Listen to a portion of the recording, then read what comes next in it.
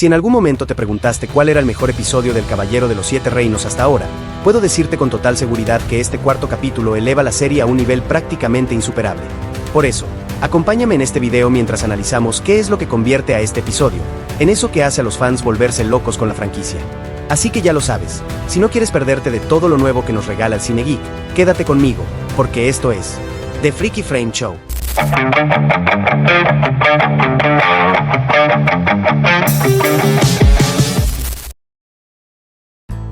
Desde el inicio del episodio, la serie nos regala uno de esos destellos de genialidad, transformando un cielo estrellado en una pequeña celda, un detalle muy cuidado que rompe por completo con lo habitual en la vida de este caballero, y deja claro como lo ocurrido en el capítulo anterior, ha puesto de cabeza el mundo de Donk.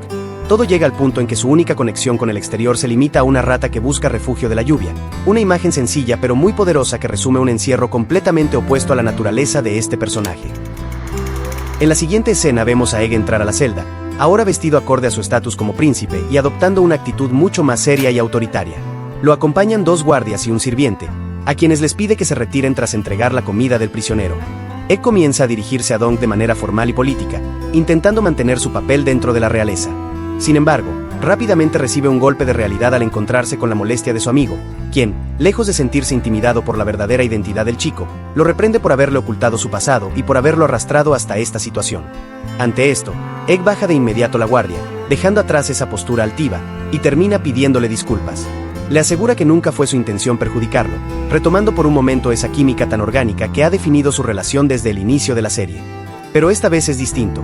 Donk, que siempre se ha mostrado vulnerable y comprensivo con Egg, encuentra ahora razones reales para estar molesto, y por primera vez, nada de lo que el joven Targaryen dice logra aliviar su enojo. De esta conversación se desprenden varios elementos importantes. El primero es el nombre real de Egg, que no es más que una abreviatura de Aegon, revelándonos además que ya han sido 4 los reyes que han llevado ese nombre a lo largo de la historia de Poniente. Un detalle especialmente interesante para quienes siguen de cerca el lore de esta franquicia. También es necesario destacar la actuación del joven actor, quien logra mover al personaje desde una posición de poder y autoridad hacia un núcleo mucho más humano. Al final del día, Egg no deja de ser un niño que acaba de cometer un error y que ha puesto en peligro a la persona que más admira. Sin duda, se trata de un momento clave del episodio, uno que profundiza aún más en la relación entre nuestros protagonistas y que resulta fundamental para comprender los verdaderos sentimientos de Egg, un personaje que claramente se encuentra muy lejos del comportamiento frío y distante que suele asociarse a la Casa del Dragón. Luego de hablar con el chico, Donk le pregunta si acaso sabe lo que pasará con él, a lo que Egg le responde que su tío, Baelor Targaryen, ha solicitado verlo una vez que termine de comer. Es en este momento cuando aparece una frase que los más conocedores reconocerán de inmediato, ya que está tomada directamente de las páginas del libro. Donk responde que, en ese caso, ya terminó de comer, que ya había golpeado a un príncipe en la boca y que no quería tener a otro esperando. Un detalle que demuestra lo cercana que esta adaptación intenta mantenerse a la obra original, algo que sin duda se agradece y que refuerza el respeto por el material base. Nuestros protagonistas llegan a los aposentos del príncipe. Donk, reconociendo rápidamente su lugar, se inclina en silencio ante Baelor, pero este le indica que se ponga de pie, mientras ordena a Egg servirle una copa de vino al caballero, con cuidado de no derramarla. Donk responde que no debe preocuparse por eso, asegurando que Egg es un buen niño y un buen escudero, reconociendo así que, a pesar de todo, comprende que el joven nunca actuó con mala intención. Aún así, Baelor, de manera consciente y medida, reprende a Egg por sus decisiones y le pide que los deje a solas para hablar con Donk. Y la verdad me alegra mucho saber de que este personaje, al igual que Egg, rompe por completo el molde de los Targaryen, aportando una sensación de alivio a la trama, ya que de cierta forma, nos da la esperanza de que no todos los que ostentan el poder, viven completamente alejados de la lógica y del sentido común. Una vez solos, el príncipe comienza la conversación. Lejos de recriminar a Donk por su versión de los hechos, le pregunta qué tan bueno es en combate. El caballero responde describiendo lo que su maestro le fue capaz de enseñar, pero Baelor rápidamente le aclara que la lista de sus cargos parece seguir creciendo. Ahora Donk también es acusado por el hijo mayor de Maekar de haber secuestrado al príncipe Aegon, un hecho que éste refuta de inmediato. Y aunque Baelor reconoce que se trata de una mentira, su posición no le permite exonerarlo tan fácilmente. Donk pregunta entonces por Tansel, a lo que el príncipe responde que, para cuando Aerion termine de tergiversar la historia, ella será acusada de alta traición, apoyándose en el hecho de que el dragón es el emblema de la casa real, y que este espectáculo sería una incitación a la rebelión. El caballero le pregunta a Baelor si realmente podía creer eso, y el príncipe, tras pensarlo un instante, responde que lo verdaderamente incuestionable es que Donk había golpeado a un miembro de la realeza. Exaltado, Dunk replica que Aerion le había partido un dedo a la joven, a lo que Baylor responde con firmeza: sin importar la causa, nunca es sabio golpear al nieto de un rey. Buscando llegar a la parte razonable del príncipe, Dunk le pregunta si en su lugar no habría hecho lo mismo. Baylor, consciente de su posición, admite que probablemente sí, pero le recuerda de que él es el príncipe del reino y no un caballero errante. En ese momento, Dunk suelta una frase que sacude la habitación. ¿Acaso no todos los caballeros buscan lo mismo, proteger al inocente? Un comentario que deja al príncipe completamente sin palabras, derribando todas sus intenciones de hacerle ver a Dunk cuál había sido su error, y reforzando la fuerza moral del caballero. Después de un breve silencio, el príncipe le comenta a Dunk que Aerion pide su cabeza por lo ocurrido. Sin embargo, aclara que, aunque este no permitirá que eso suceda, tampoco puede negarle un juicio a su sobrino. Dunk pregunta qué pasaría en caso de ser hallado culpable, y Baylor le responde que la última vez que alguien osó golpear a la sangre real, fue privado de la extremidad con la que cometió el delito. Además, añade que, por lo que sabe, Dunk también pateó al joven príncipe. Este confirma lo sucedido y ve cómo sus esperanzas de salir ileso se alejan cada vez más. Pero entonces, Baylor se acerca al caballero, dejándole saber de que existe otra opción, una que no garantiza que sea mejor, pero que depende de él. Y tras esto, le repite la misma pregunta con que inició la conversación: ¿qué tan buen caballero eres realmente? Más tarde, y siguiendo los consejos de Baylor, vemos a Dunk exigir un juicio por combate ante las autoridades de la ciudad y los príncipes del reino. Un derecho de los caballeros para defender su honor, basado en la creencia de que los dioses no permitirán que el culpable de un crimen salga victorioso, convirtiendo así el resultado del enfrentamiento en el veredicto final. Sin embargo, Aerion, consciente de que sería superado en un enfrentamiento 1 a 1, convoca un juicio de los 7, y se nos explica que esta es una práctica mucho más antigua, vinculada a la fe de los 7, en la que tanto el acusado como la parte acusadora eligen a 7 campeones para luchar en su nombre. La creencia es que los 7 dioses manifestarán su voluntad haciendo vencedor al bando justo. Cuando uno de los dos grupos es derrotado, el resultado se considera un veredicto divino e incuestionable. No obstante, debido a su brutalidad, su enorme carga religiosa y la dificultad de reunir a 7 campeones dispuestos a morir por una causa, este tipo de juicio cayó en desuso y se convirtió en algo excepcional incluso en Poniente. De esta forma, Dunk se ve obligado a encontrar otros 6 caballeros que peleen a su lado. Una tarea extremadamente difícil, teniendo en cuenta que su oponente no será otro que la familia real, y que, como caballero errante, Dunk se encuentra prácticamente solo en este lugar. La escena funciona de manera muy natural, explicándonos en qué consisten estas prácticas a través de un diálogo que no necesita extenderse demasiado, para dejarnos clara la difícil situación a la que nuestro protagonista se ve obligado a enfrentarse, y a la que además debe arrastrar a otros 6 caballeros dispuestos a compartir su suerte. Al mismo tiempo, refuerza el carácter profundamente antipático del príncipe Aerion, quien incluso logra evadir el plan de Baylor para exonerar al caballero, recurriendo a una opción altamente improbable. Un movimiento que deja claro que no se trata solo de una figura cruel, sino también calculadora, capaz de utilizar todo su poder y estatus como miembro de la realeza para cumplir cualquiera de sus caprichos. Y si algo ha demostrado siempre esta franquicia, es que cuando decide crear un antagonista destinado a caer mal, sabe exactamente cómo lograrlo. Con su destino ya decidido, Dunk camina bajo la lluvia hasta llegar al lugar donde se encuentran sus caballos. Allí, lo esperaba su amigo Raymond, quien aparentemente había estado cuidando las pertenencias del caballero tras su arresto. Juntos acuden a ser Stephen Fossoway, quien, al enterarse de la situación, decide apoyar a Dunk sin dudarlo. El caballero ofrece un discurso sobre la verdadera caballería, dejando claro que la casa Fossoway no se dejará amedrentar por los Targaryen, resaltando que ellos llevan mucho más tiempo en esas tierras y que seguirán allí incluso cuando los dragones ya se hayan ido. Además, le promete encontrar a otros 5 caballeros dispuestos a luchar a su lado y le asegura que nunca permitirá que muera bajo su guardia. Estas palabras le devuelven a Dunk un rayo de esperanza en medio de la tormenta, aunque el peso de la situación y lo impredecible del desafío siguen abrumándolo profundamente. Pero el rostro del caballero se ilumina al ver a Egg entrar en la tienda. Dunk le pregunta qué hace allí, a lo que el niño responde que es su escudero y que va a necesitar a alguien que lo arme, dejando claro que su vínculo con Dunk es genuino y no simplemente un capricho de un joven Targaryen. La escena, sin embargo, se complica cuando vemos que junto a Egg aparece Daeron Targaryen, el hijo mayor de Maekar, confirmando que efectivamente se trata del personaje misterioso que vimos en la taberna del episodio 1. Lleno de ira, Dunk arremete contra el príncipe por haberlo acusado de secuestrar a Egg, sumando cargos infundados a una situación ya de por sí crítica. Pero por suerte, el chico logra detener a su amigo, evitando que el conflicto escale a un escenario todavía peor. Una vez calmadas las aguas, el niño le informa a Dunk que tanto su padre como los 3 caballeros de la Guardia Real también participarán en el enfrentamiento. En ese momento, el príncipe borracho aprovecha para aclarar que su intención es dejarse vencer apenas comience el combate, y le pide a Dunk que, de ser posible, mida los golpes en su contra, ya que no representa una amenaza real para él, reforzando así esa personalidad despreocupada que lo caracteriza. Egg le pregunta entonces a Dong cuántos caballeros ha logrado reunir, y al escuchar que hasta el momento solo cuenta con el primo de Raymond, se ofrece a utilizar su estatus para convencer a más caballeros de unirse a su causa. Sorprendido, Dong le recuerda que estaría enfrentándose directamente a su propia familia, pero Egg no teme por su seguridad. Sabe que su padre estará bien protegido por la Guardia Real y que Deron ya tiene planeado rendirse una vez comience el combate. Dong le pregunta entonces por Erion, y si acaso no le preocupa ver a su hermano caer en la lucha.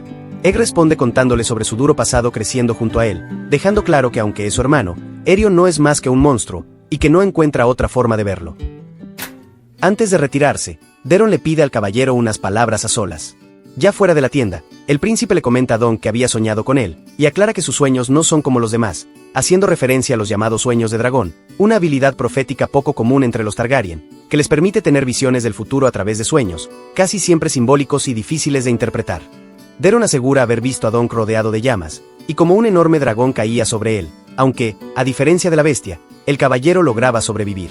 Dong le pregunta entonces si en su sueño fue él quien mató al dragón, algo que Deron admite no poder asegurar.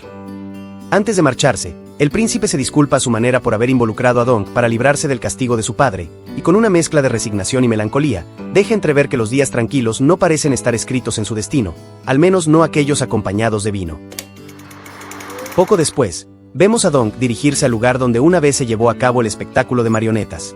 Y allí, aún bajo la lluvia, el herrero del campamento le hace saber que Tansel le había dejado su escudo por si alguna vez lo volvía a encontrar. En el carruaje del herrero, Dong le pregunta si acaso sabe lo que fue de los titiriteros, y este le responde que partieron a Dorne, buscando desaparecer de la vista del príncipe. Una noticia que entristece a Dong, quien claramente se sentía atraído por la chica, al punto de enfrentar a la realeza por ayudarla. Al devolverle el escudo, el herrero le explica que reforzó el marco, ya que estaba hecho de acero barato y algo oxidado, y que además agregó unas correas en la parte trasera para un mejor agarre, por lo que ahora sería más pesado, pero también el doble de resistente.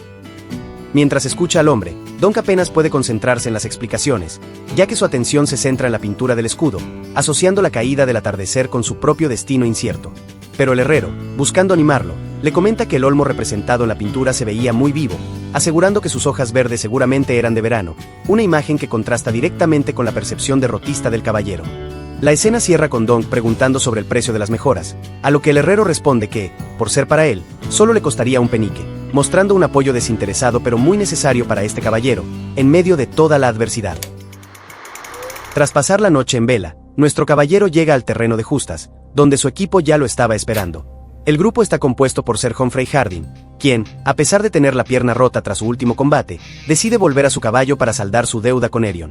Junto a él, se encuentra Ser Robin Raisling, conocido como el caballero más loco de los 7 reinos, a quien ya habíamos visto en el episodio anterior, y que se une a este equipo al compartir los mismos principios que Dong, encontrando en su lucha una causa justa.